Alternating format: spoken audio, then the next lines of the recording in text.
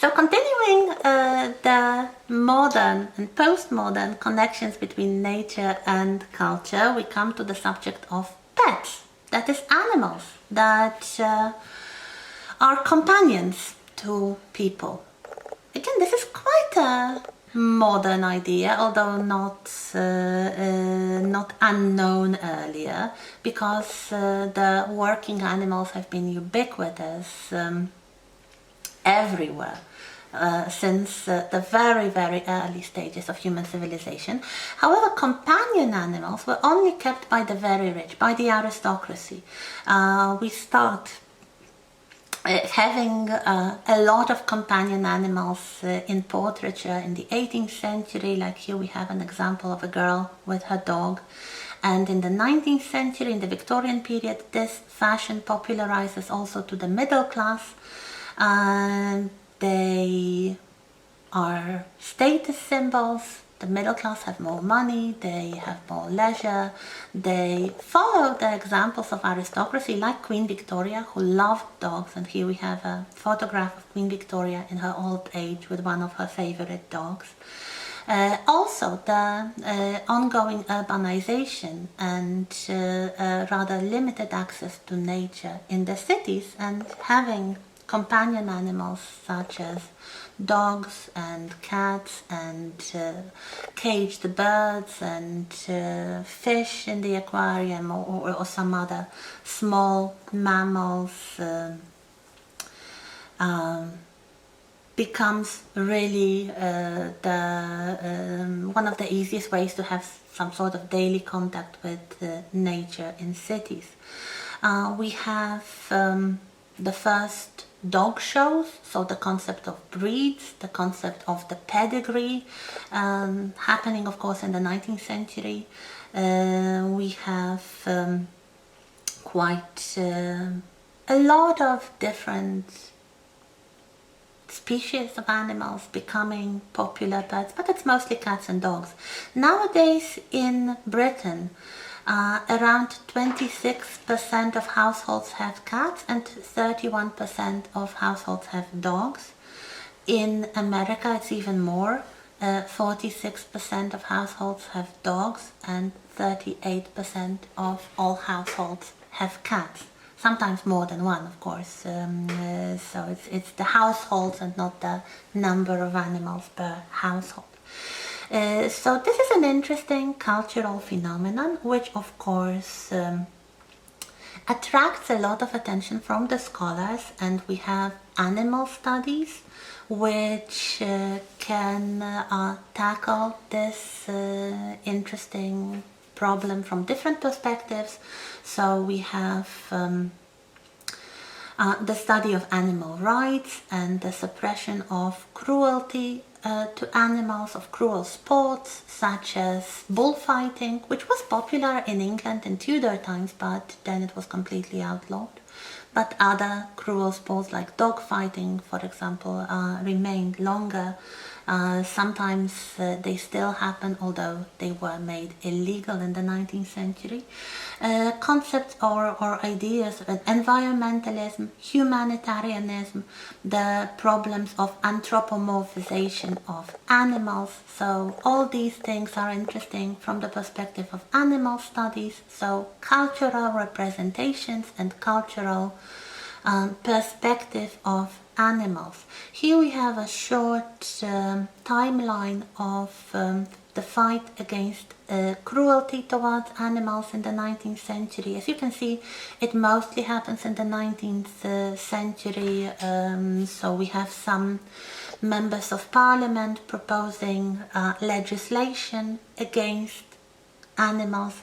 Interestingly, it was not first against cats and dogs, but against farm animals, cattle and horses and sheep.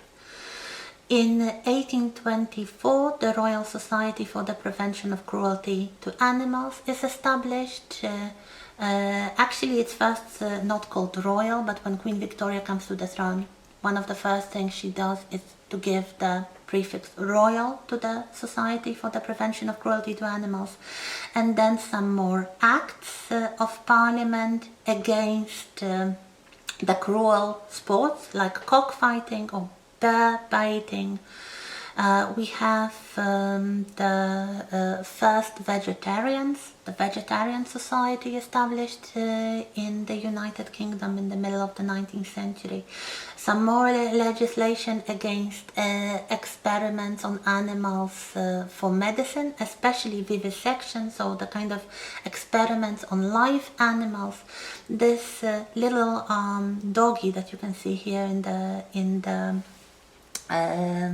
sculpture, and this little monument is in honor of all the dogs and other animals killed for the sake of science. This is one of the parks in London.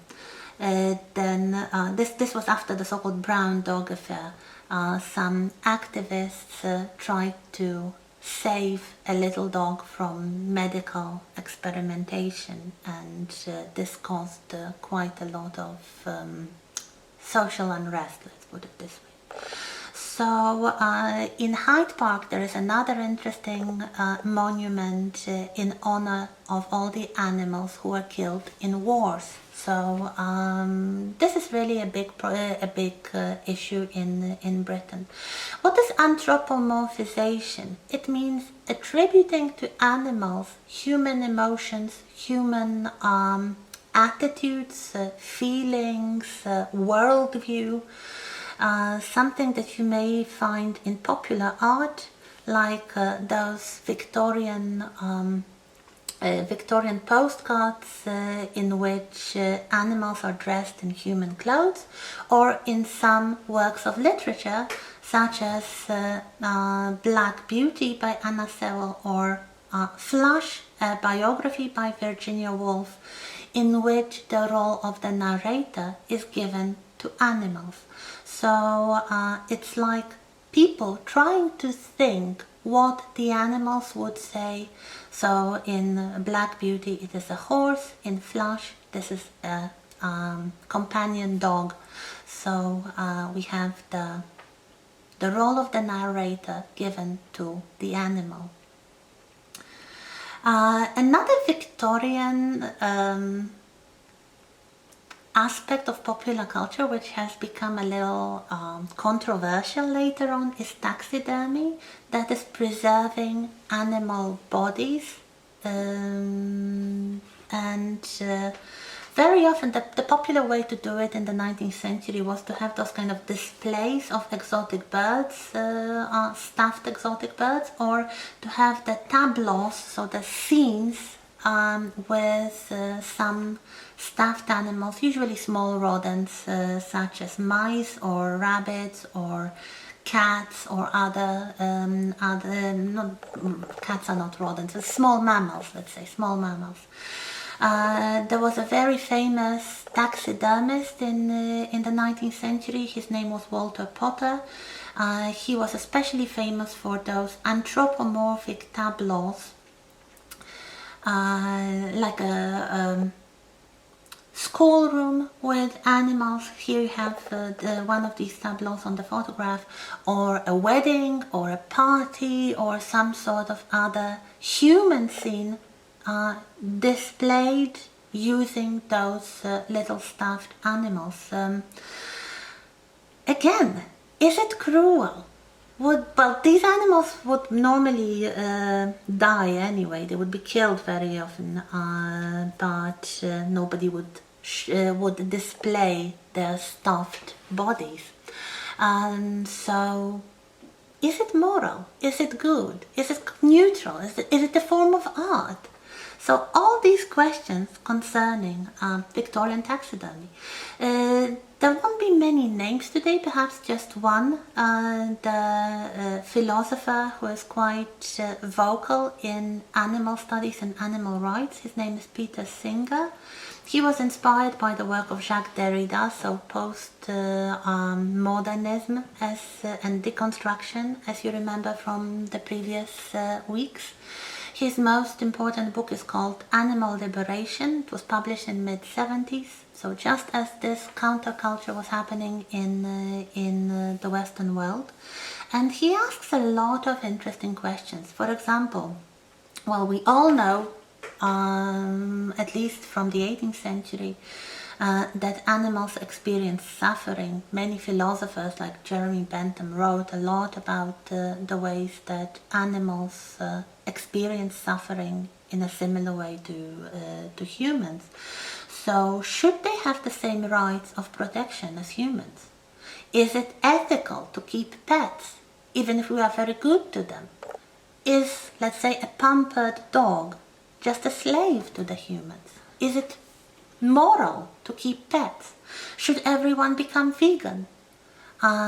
Is it moral to eat meat? Should animals be used for medical tests at all? Live animals or even let's say the bodies of animals, should they be used for medical tests? And these are the questions, really. Well, I'm not giving you the answers. These are philosophical questions, so you need to work the philosophy for yourself, and it very much depends on individual worldview and such things. But these are the questions in modern animal studies. Some more concepts. Concept of eco-criticism, so the interdisciplinary study of literature and the environment, so representations of nature in the arts. Also the anthropocentrism, that is the belief that humans are the most important creatures, so the perspective of the entire culture is from the humans, on the humans. Cultural ecology, study of human adaptations to social and physical environment. So these could be classic works of literature. A very famous example is The Tempest by William Shakespeare. That's why you have this kind of stylized portrait of William Shakespeare here, which is a story about an island which is being colonized by people. There is a native called Caliban who is subjugated, and the island itself, the natural environment, is a very important subject of this play. Two more slides about possible future developments, perhaps, or what is happening in cultural studies now concerning nature. Post-industrialism. Some names here: Alan Turing, who started writing in the 70s about post-industrial society. This was continued by Daniel Bell, who wrote a book about it. So the idea that production and industry will be completely mechanized in the future. People will no longer have to produce things. They will be free to be creative, to work in services, to work in kind of human contacts, human-oriented services, rather than manufacturing and production. The turn towards information-based society, in which data, information, becomes a very important commodity. This is something that's happening now, and the question is it a utopia? Is it really the way to develop the world? There were some arguments against it. For example, the so-called Gastarbeiters in West Germany in the second half of the 20th century. So people who came to work there. Also the modern idea of outsourcing the production that has moved to the Far East. Post-humanism, so philosophical post-humanism, expanding the circle of moral concern and extending subjectivities beyond the human species. So, for example, can animals or plants or computers be treated as individuals?